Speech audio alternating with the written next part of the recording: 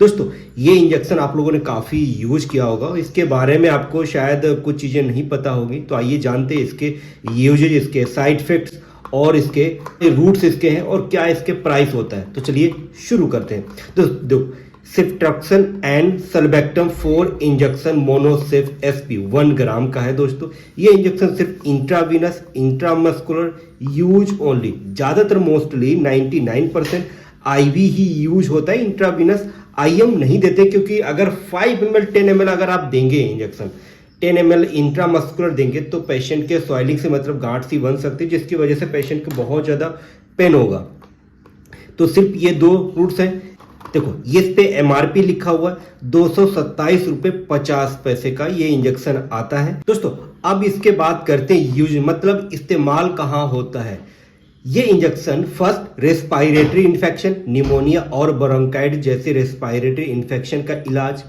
दूसरा urinary tract infection मतलब UTI, ये यूरिनरी सिस्टम के इन्फेक्शन के लिए भी इफेक्टिव है।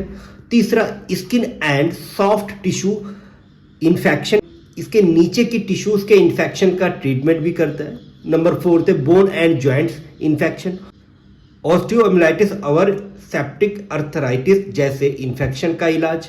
और नंबर 5 है गैस्ट्रो इंटेस्टाइनल इन्फेक्शन, कुछ गैस्ट्रो इंटेस्टाइनल इन्फेक्शन जिनकी वजह बैक्टीरियल होता है। नंबर 6 मेनिंजाइटिस, बैक्टीरियल मेनिंजाइटिस के कुछ केसेस में भी इस्तेमाल होता है। बेसिकली दोस्तों ये इंजेक्शन बैक्टीरिया को किल करता है। दोस्तों इसके कुछ साइड इफेक्ट्स भी होते हैं। नंबर 1 है एलर्जिक रिएक्शन, कुछ लोगों के एलर्जिक हो सकता है जैसे कि स्किन रैश, ईचिंग और स्वेलिंग हो सकती।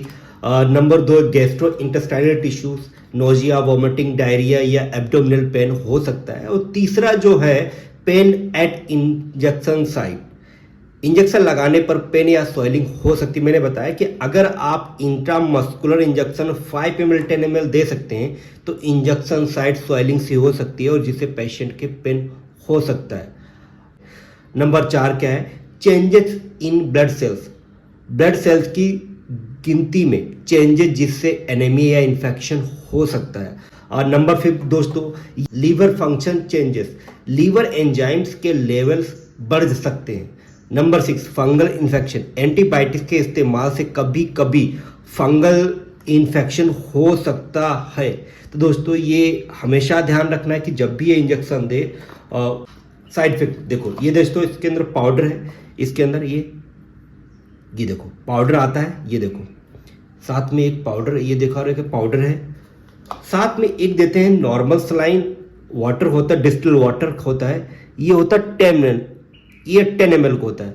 अगर आप इंट्रावीनस आप दे रहे हैं डायरेक्टली तो आप 10 ml में डाइल्यूट करके इंजेक्शन के दे सकते हैं। अगर आप इन्फ्यूजन के साथ में दे रहे हैं तो आप 3 ml के साथ डाइल्यूट करने के बाद में ये इंजेक्शन आप दे सकते हैं। डायरेक्टली इंट्रामस्कुलर इंजेक्शन नहीं दिया जाता है कब ज़्यादातर मोस्टली, क्योंकि अगर 5 ml में लोड किया आपने और 5 ml डायरेक्टली इंट्रामस्कुलर इंजेक्शन दे रहे हैं तो पेशेंट की इंजेक्शन साइट स्वेलिंग से हो सकती है, जिसकी वजह से पेशेंट को प्रॉब्लम होगी, मतलब पेन होगा।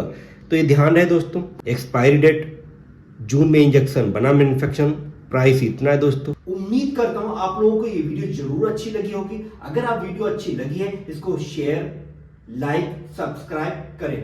आज के लिए बस इतना ही, अगली वीडियो फिर मिलते हैं।